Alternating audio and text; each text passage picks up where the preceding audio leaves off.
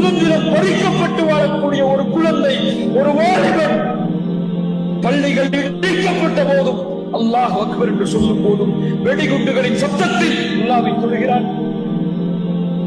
அல்லாஹ்வை நினைக்கிறான், அல்லாஹ்விற்கு நன்றி சொல்லுகிறான், அல்ஹம்துலில்லாஹ் என்ற வார்த்தையை போர்க்களத்தில் உச்சரிக்கிறான்.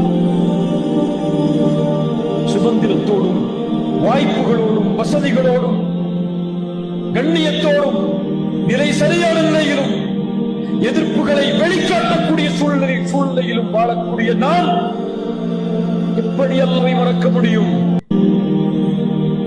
எப்படி அல்லாஹ்விற்கு நன்றி செலுத்தாமல் இருக்க முடியும்?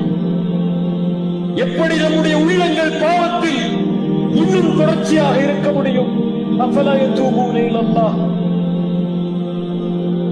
அஃபலா யதூபூன இலல்லாஹ். அல்லாஹ்வை நோக்கி வரமாட்டீர்களா?